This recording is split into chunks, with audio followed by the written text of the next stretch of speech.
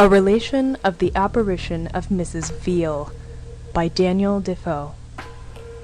The Preface. This relation is matter of fact, and attended with such circumstances as may induce any reasonable man to believe it. It was sent by a gentleman, a justice of peace at Maidstone in Kent, and a very intelligent person, to his friend in London, as it is here worded.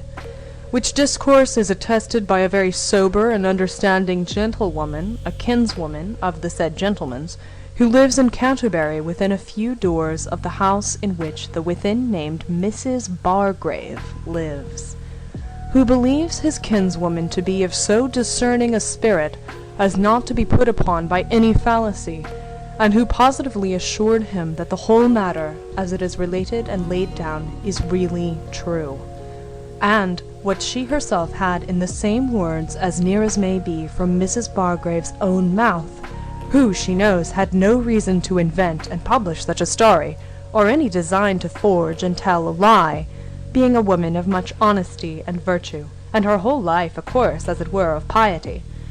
The use which we ought to make of it is to consider that there is a life to come after this, and a just God, who will retribute to every one according to the deeds done in the body, and therefore to reflect upon our past course of life we have led in the world, that our time is short and uncertain, and that if we would escape the punishment of the ungodly, and receive the reward of the righteous, which is the laying hold of eternal life, we ought, for the time to come, to return to God by a speedy repentance, ceasing to do evil, and learning to do well, to seek after God early, if, happily, he may be found of us, and lead such lives for the future as may be well pleasing in his sight. A Relation of the Apparition of Mrs Veal. This thing is so rare in all its circumstances, and on so good authority, that my reading and conversation has not given me anything like it. It is fit to gratify the most ingenious and serious inquirer. Mrs Bargrave is the person to whom Mrs Veal appeared after her death. She is my intimate friend, and I can vouch for her reputation for these last 15 or 16 years on my own knowledge, and I can confirm the good character she had from her youth to the time of my acquaintance, though, since this relation, she is calumniated by some people that are friends to the brother of this Mrs Veal who appeared, who think the relation of this appearance to be a reflection, and endeavour what they can to blast Mrs Bargrave's reputation, and to laugh the story out of countenance. But, by the circumstances thereof, and the cheerful disposition of Mrs Bargrave, notwithstanding the ill usage of a very wicked husband, there is not yet the least sign of dejection in her face, nor did I ever hear her let fall a desponding or murmuring expression, nay, not when actually under her husband's barbarity, which I have been witness to, and several other persons of undoubted reputation. Now, you must know, Mrs Veal was a maiden gentlewoman of about 30 years of age, and for some years last past had been troubled with fits, which were perceived coming on her by her going off from her discourse very abruptly to some impertinence. She was maintained by an only brother, and kept his house in Dover. She was a very pious woman, and her brother a very sober man to all appearance, but now he does all he can to null or quash the story. Mrs Veal was intimately acquainted with Mrs Bargrave from her childhood. Mrs Veal's circumstances were then mean. Her father did not take care of his children as he ought, so that they were exposed to hardships, and Mrs Bargrave in those days had as unkind a father, though she wanted neither food nor clothing, whilst Mrs Veal wanted for both, insomuch as she would often say, "Mrs Bargrave, you are not only the best but the only friend I have in the world, and no circumstance of life shall ever dissolve my friendship." They would often condole each other's adverse fortunes, and read together Drelincourt upon Death, and other good books, and so, like two Christian friends, they comforted each other under their sorrow. Some time after, Mr Veal's friends got him a place in the custom-house at Dover, which occasioned Mrs Veal by little and little to fall off from her intimacy with Mrs. Bargrave, though there was never any such thing as a quarrel, but an indifference came on by degrees, till at last Mrs. Bargrave had not seen her in 2 years and a half, though above 12 months of the time Mrs. Bargrave hath been absent from Dover, and this last half year has been in Canterbury about 2 months of the time, dwelling in a house of her own. In this house, on the 8th of September 1705, she was sitting alone in the forenoon, thinking over her unfortunate life, and arguing herself into a due resignation to Providence, though her condition seemed hard. "And," said she, "I have been provided for hitherto, and doubt not but I shall be still, and am well satisfied that my afflictions shall end when it is most fit for me," and then took up her sewing work, which she had no sooner done but she hears a knocking at the door. She went to see who was there, and this proved to be Mrs. Veal, her old friend, who was in a riding habit. At that moment of time the clock struck 12 at noon. "Madam," says Mrs. Bargrave, "I am surprised to see you. You have been so long a stranger," but told her she was glad to see her, and offered to salute her, which Mrs. Veal complied with till their lips almost touched, and then Mrs. Veal drew her hand across her own eyes and said, "I am not very well," and so waved it. She told Mrs. Bargrave she was going a journey, and had a great mind to see her first. "But," says Mrs. Bargrave, "how came you to take a journey alone? I am amazed at it, because I know you have a fond brother."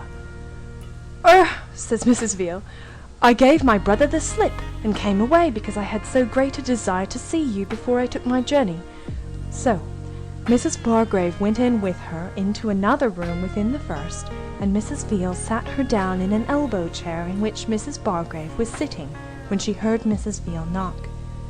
Then says Mrs. Veal, "My dear friend, I am come to renew our old friendship again, and beg your pardon for my breach of it, and, if you can forgive me, you are the best of women." "Oh," says Mrs. Bargrave, "do not mention such a thing. I have not had an uneasy thought about it. I can easily forgive it." "What did you think of me?" said Mrs. Veal. Says Mrs. Bargrave, "I thought you were like the rest of the world, and that prosperity had made you forget yourself and me." Then Mrs. Veal reminded Mrs. Bargrave of the many friendly offices she did her in former days, and much of the conversation they had with each other in the times of their adversity, what books they read, and what comfort in particular they received from Drelincourt's Book of Death, which was the best, she said, on that subject ever written. She also mentioned Dr. Sherlock, the 2 Dutch books which were translated, written upon death, and several others. But Drelincourt, she said, had the clearest notions of death, and of the future state of any who had handled that subject.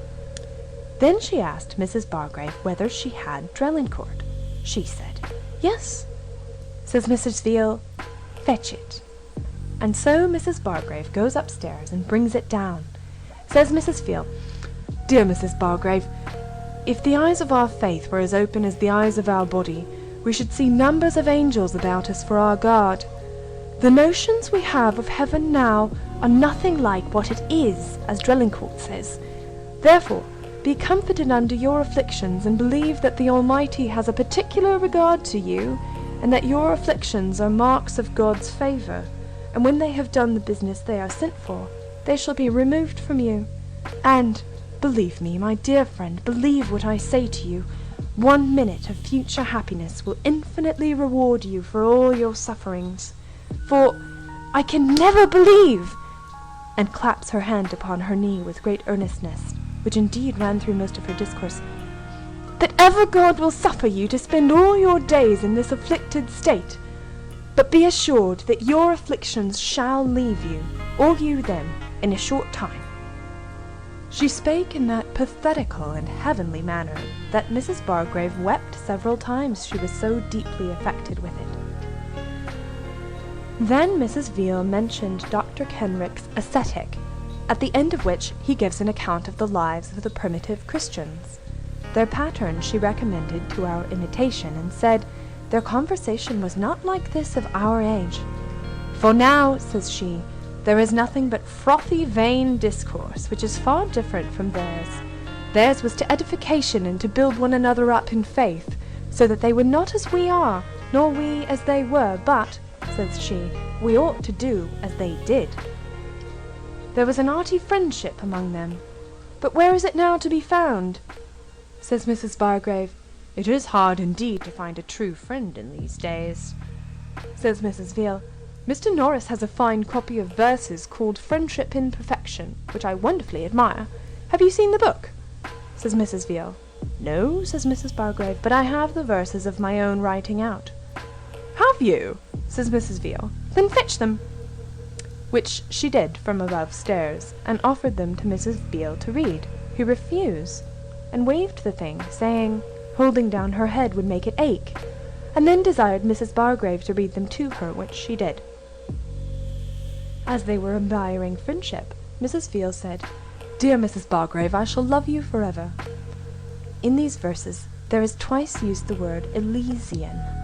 Ah, says Mrs. Veal, these poets have such names for heaven. She would often draw her hand across her own eyes and say, Mrs. Bargrave, do not you think I am mightily impaired by my fits? No, says Mrs. Bargrave, I think you look as well as ever I knew you. After all this discourse, which the apparition put in much finer words than Mrs. Bargrave she could pretend to, and as much more as she can remember, for it cannot be thought that an hour and 3/4 conversation could be all retained, though the main of it she thinks she does. She said to Mrs. Bargrave she would have her write a letter to her brother and tell him. She would give him rings to such and that there was a purse of gold in her cabinet, and that she would have 2 broad pieces given to her cousin Watson.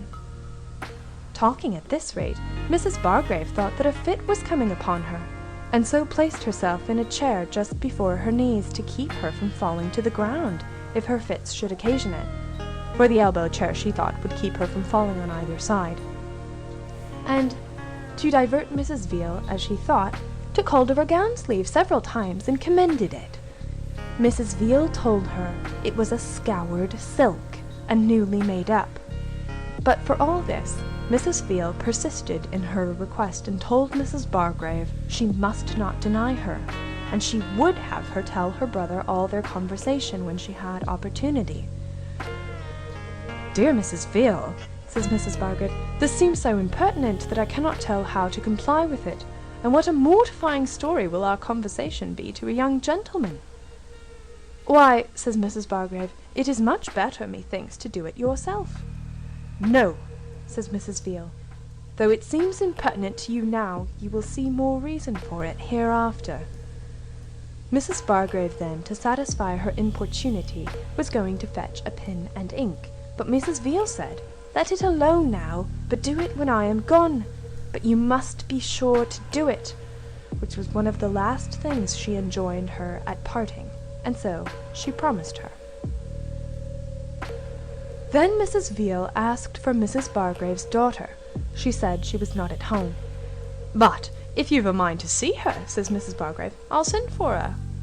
Do, says Mrs. Veal, on which she left her and went to a neighbour's to see for her, and by the time Mrs. Bargrave was returning, Mrs. Veal was got without the door in the street in the face of the beast market on a Saturday, which is market day, and stood ready to part as soon as Mrs. Bargrave came to her. She asked her why she was in such haste. She said she must be going, though perhaps she might not go her journey till Monday, and told Mrs. Bargrave she hoped she should see her again at her cousin Watson's before she went whither she was going. Then she said she would take her leave of her, and walked from Mrs. Bargrave in her view till a turning interrupted the sight of her, which was 1:15 in the afternoon. Mrs. Veal died the 7th of September at 12 o'clock at noon of her fits, and had not above 4 hours' senses before her death, in which time she received the sacrament. The next day after Mrs. Veal's appearing, being Sunday, Mrs. Bargrave was mightily indisposed with a cold and a sore throat, that she could not go out that day. but on Monday morning she sent a person to Captain Watson's to know if Mrs. Veal was there. They wondered at Mrs. Bargrave's inquiry, and sent her word that she was not there, nor was expected. At this answer, Mrs. Bargrave told the maid she had certainly mistook the name, or made some blunder. And though she was ill, she put on her hood and went herself to Captain Watson's, though she knew none of the family, to see if Mrs. Veal was there or not. They said they wondered at her asking, for that she had not been in town. They were sure if she had, she would have been there. Says Mrs. Bargrave, I am sure she was with me on Saturday almost 2 hours. They said it was impossible, for they must have seen her if she had. In comes Captain Watson, while they were in dispute, and said that Mrs. Veal was certainly dead, and her escutcheons were making. This strangely surprised Mrs. Bargrave, when she sent to the person immediately who had the care of them, and found it true. Then she related the whole story to Captain Watson's family, and what gown she had on, and how striped, and that Mrs. Veal had told her it was scoured. Then Mrs. Watson cried out, You have seen her indeed, for none knew but Mrs. Veal and myself that the gown was scoured. And Mrs. Watson owned that she described the gown exactly, for, she said, I helped her make it up. This Mrs. Watson blazed all about the town, and avouched the demonstration of the truth of Mrs. Bargrave's seeing Mrs. Veal's apparition. And Captain Watson carried 2 gentlemen immediately to Mrs. Bargrave's house, to hear the relation of her own mouth. And when it spread so fast that gentlemen and persons of quality, the judicious and sceptical part of the world, flocked in upon her, it at last became such a task that she was forced to go out of the way, for they were in general extremely satisfied with the truth of the thing, and plainly saw that Mrs. Bargrave was no hypochondriac, for she always appears with such a cheerful air and pleasing mien that she has gained the favour and esteem of all the gentry, and it is thought a great favour if they can but get the relation from her own mouth. I should have told you before that Mrs. Veal told Mrs. Bargrave that her sister and brother-in-law were just come down from London to see her. Says Mrs. Bargrave, How came you to order matters so strangely? It could not be helped, says Mrs. Veal. And her brother and sister did come to see her, and entered the town of Dover just as Mrs. Veal was expiring. Mrs. Bargrave asked her whether she would drink some tea. Says Mrs. Veal, I do not care if I do, but I'll warrant you this mad fellow, meaning Mrs. Bargrave's husband, has broke all your trinkets. But, says Mrs. Bargrave, I'll get something to drink in for all that. But Mrs. Veal waved it, and said, It is no matter, let it alone. And so it passed. All the time I sat with Mrs. Bargrave, which was some hours, she recollected fresh sayings of Mrs. Veal. And one material thing more she told Mrs. Bargrave, that old Mr. Breton allowed Mrs. Veal £10 a year, which was a secret, and unknown to Mrs. Bargrave till Mrs. Veal told it her.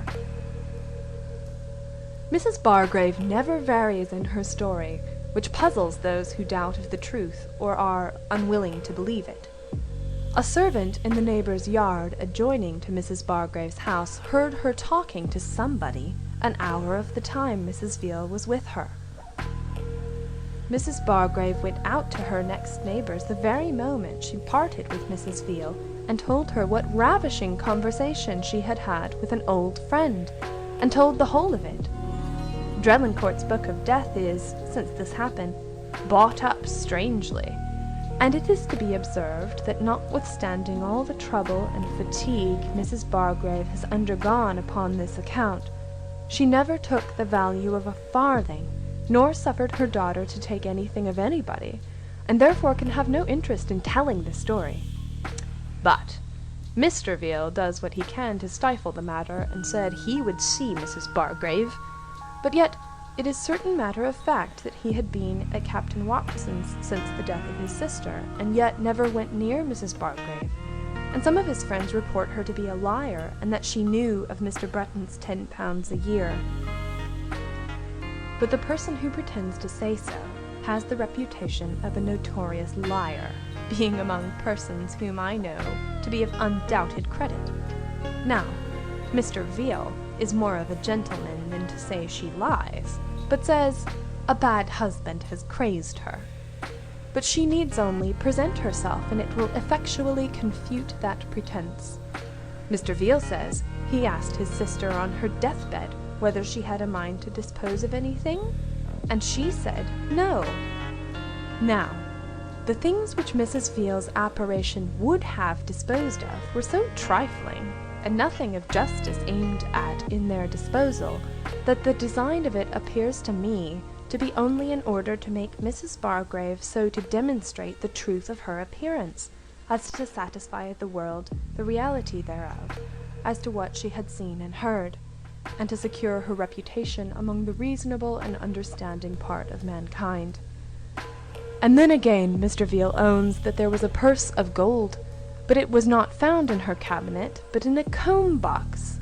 This looks improbable, for that Mrs. Watson owned that Mrs. Veal was so very careful of the key and the cabinet that she would trust nobody with it. And if so, no doubt she would not trust her gold out of it. And Mrs. Veal's often drawing her hand over her eyes and asking Mrs. Bargrave whether her fits had not impaired her, looks to me as if she did it on purpose to remind Mrs. Bargrave of her fits, to prepare her not to think it strange that she should put upon writing to her brother to dispose of rings and gold, which looked so much like a dying person's request. And it took accordingly with Mrs. Bargrave as the effects of her fits coming upon her, and was one of the many instances of her wonderful love to her, and care of her, that she should not be affrighted, which indeed appears in her whole management, particularly in her coming to her in the daytime, waving the salutation, and when she was alone, and then the manner of her parting, to prevent a second attempt to salute her.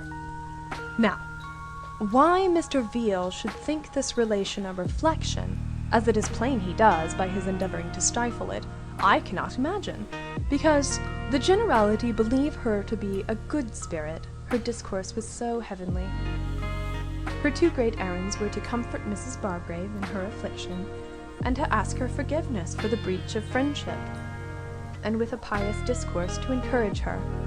So that after all, to suppose that Mrs. Bargrave could hatch such an invention as this from Friday noon till Saturday noon, supposing that she knew of Mrs. Veal's death the very first moment, without jumbling circumstances, and without any interest too, she must be more witty, fortunate, and wicked too, than any indifferent person, I dare say, will allow. I asked Mrs. Bargrave several times if she was sure she felt the gown. She answered modestly, "If my senses be to be relied upon, I am sure of it." I asked her if she heard a sound when she clapped her hand upon her knee. She said she did not remember if she did, but said she appeared to be as much a substance as I did, who talked with her.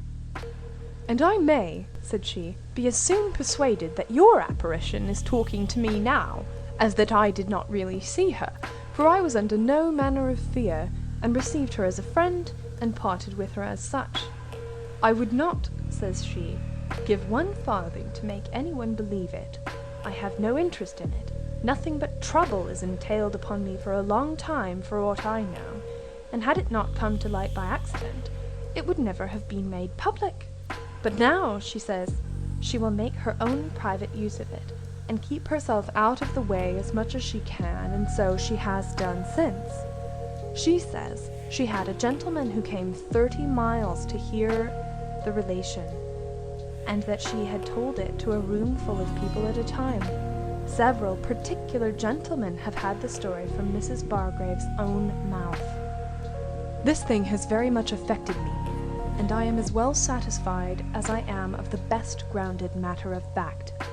And why we should dispute matter of fact, because we cannot solve things of which we can have no certain or demonstrative notions, seems strange to me.